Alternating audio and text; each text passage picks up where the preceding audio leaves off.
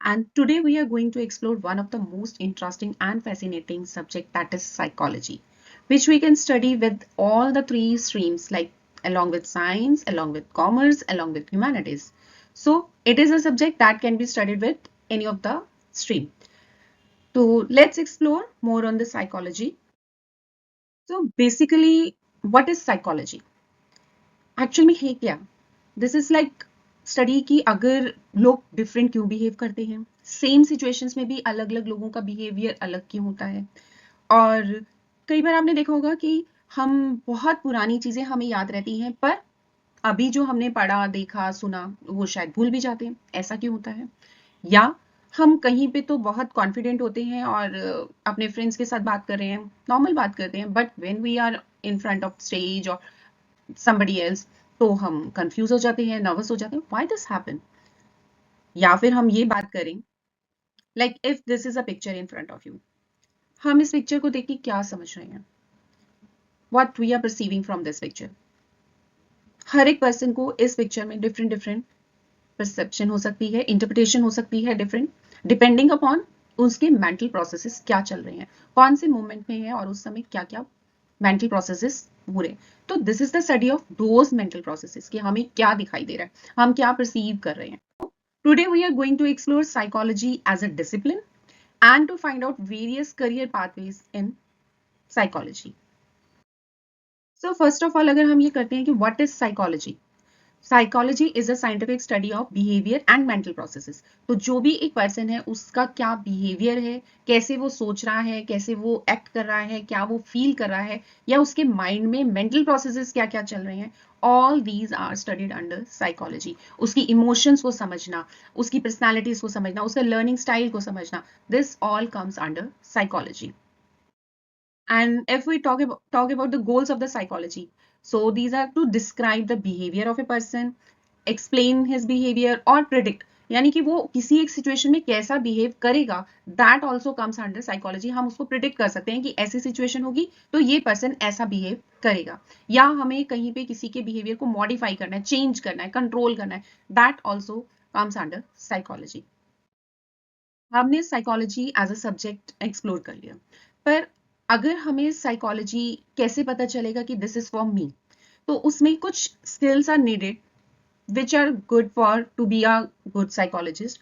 तो अगर हमें ऐसा लगता है कि वो स्किल्स हमारे अंदर हैं या हम उनको डेवलप कर सकते हैं, then psychology could be your call. Skills needed to be a psychologist. So first of all, if you have interest in understanding people, लोगों को जानना, समझना, या आपके अंदर वो एम्पैथी है लोगों के बारे में, जो उनके साथ हो रहा है उसको फील कर सकते हैं, आपके अंदर पेशेंस है, किसी सामने वाले की आप बात सुन सकते हैं, या आपके अंदर ऑब्जर्वेशन बहुत अच्छा है, आप जो उनका बिहेवियर है उसको ऑब्जर्व अच्छा कर पा रहे हैं, उसको एनालिटिकली थिंक कर पा रहे हैं, कोई प्रॉब्लम आपके पास है, प्रॉब्लम सॉल्विंग एबिलिटी आपके पास है, और सबसे इंपॉर्टेंट आपके पास कम्युनिकेशन स्किल है, यानी कि आप किसी को अपनी बात कह सकते हैं और दूसरे की बात सुन सकते हैं। तो these are the skills which are needed to be a psychologist. तो अगर आपको ऐसा लगता है कि ये स्किल्स आपके अंदर हैं या आप इनमें से कुछ स्किल्स को डेवलप कर सकते हैं, then psychology is your call and you could be a very good psychologist in a future. अब हम बात करते हैं साइकोलॉजी में मेजर ब्रांचेस, या हम कहें कि डिफरेंट करियर्स की ऑप्शन क्या क्या है हमारे पास साइकोलॉजी में। So we have clinical psychology, counselling psychology, educational psychology, industrial और organisational psychology, forensic psychology, sports psychology, health psychology and consumer psychology. अब अगर हम बात करें कंज्यूमर साइकोलॉजी की, तो कंज्यूमर की मेंटल स्टेट को समझकर हम अपनी पॉलिसीज, अपने प्रोडक्ट्स को अपग्रेड कर सकते हैं, देयर कम्स कंज्यूमर साइकोलॉजी। और अगर हम हेल्थ साइकोलॉजी की बात करते हैं, तो किसी एक पर्सन को अगर कोई क्रोनिक डिसीज हो गई और वो उसमें बहुत ज्यादा स्ट्रेस में, मेंटल प्रेशर में डील कर रहा है, मेंटल प्रेशर से, at that time health psychologist उनको हेल्प करते हैं, उनकी फैमिली को हेल्प करते हैं, उस पर्सन को हेल्प करते हैं जो उन सब सारे स्ट्रेसेस से गो थ्रू हो रहे हैं।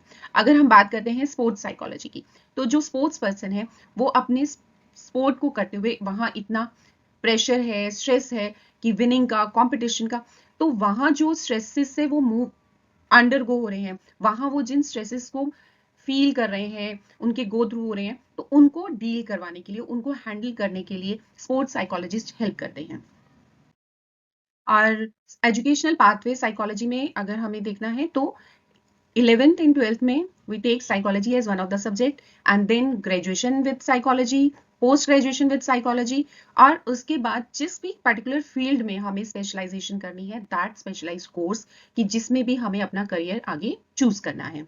Like if I would like to be a counseling psychologist, तब मैं क्या कर सकती हूँ, ग्रेजुएशन एंड पोस्ट ग्रेजुएशन में जो मुझे साइकोलॉजी लेनी है, I can opt counselling psychologist.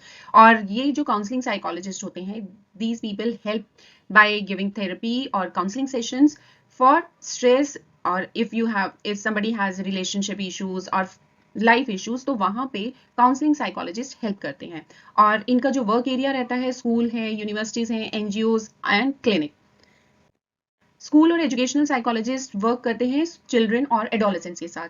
और यहाँ पर जब हम बात करते हैं स्कूल की, तो बच्चों के बेसिकली बिहेवियर और लर्निंग जो स्टाइल्स होते हैं, लर्निंग डिफिकल्टीज होती हैं, उनके ऊपर साइकोलॉजिस्ट वर्क करते हैं ताकि उनको हेल्प करके वो अपनी लाइफ को एक सक्सेसफुल वे में अचीव कर सकें. अब अगर हम बात करते हैं क्लिनिकल साइकोलॉजिस्ट की, तो clinical psychologist work in hospital, clinic और they can open their private practice also, they can opt for private practice. यहाँ पर भी हमारे पास सेम पाथवे है. बैचलर्स में हम साइकोलॉजी करते हैं, मास्टर्स में साइकोलॉजी लेते हैं, बट यहाँ पर जो हम साइकोलॉजी ले रहे हैं that is a clinical psychology. और उसके बाद specialisation course in clinical psychology, RCI licence course. तो इसको करने के बाद we can be a clinical psychologist जो थेरेपी भी देते हैं, असेसमेंट्स भी करते हैं और उनको पेशेंट्स को, क्लाइंट्स को हेल्प करते हैं. अगर अब हम बात करते हैं इंडस्ट्रियल और ऑर्गेनाइजेशनल साइकोलॉजिस्ट की, तो ऐसे लोग जिनको कॉर्पोरेट ऑफिसेज में काम करने का इंटरेस्ट आता है या लोगों को मोटिवेट करने का, क्योंकि यहाँ पर जो है वो इंडस्ट्री, अगर हमारी कोई एक ऑर्गेनाइजेशन है तो उसकी टीम को मोटिवेट करना, उसकी टीम को लीडरशिप क्वालिटी प्रोवाइड करवाना, ट्रेनिंग देना, ताकि वहां पर जो एम्प्लॉय है वो उनकी वेलबींग डेवलप हो सके और वो अपनी ऑर्गेनाइजेशन में प्रोडक्टिविटी को, एफिशिएंसी को एनहेंस कर सकें. तो this is industrial and organisational psychologies. Then comes forensic psychology. Those people who are interested in law, criminals, they can opt forensic psychologist. तो यहाँ पर हम क्रिमिनल बिहेवियर को स्टडी करते हैं, पुलिस कोड्स और इन सब के साथ जो ओके हैं, they can go for forensic psychologist. और फॉरेंसिक में भी हमारे पास दो ऑप्शन है, जैसे अगर हमने ग्रेजुएशन किया, पोस्ट ग्रेजुएशन किया, after that one specialise course in forensic psychology. Otherwise, after 12th also there is an option, integrated courses are available, जो हम after 12th कर सकते हैं, जिसमें हमारे पास हम एक forensic psychologist बनकर ही पूरे रेडी हो जाते हैं. और इसी के साथ अब आज के सेशन को हम यहीं पे एंड करते हैं. आई होप आज की ये इन्फॉर्मेशन आपके लिए यूजफुल होगी. Thank you.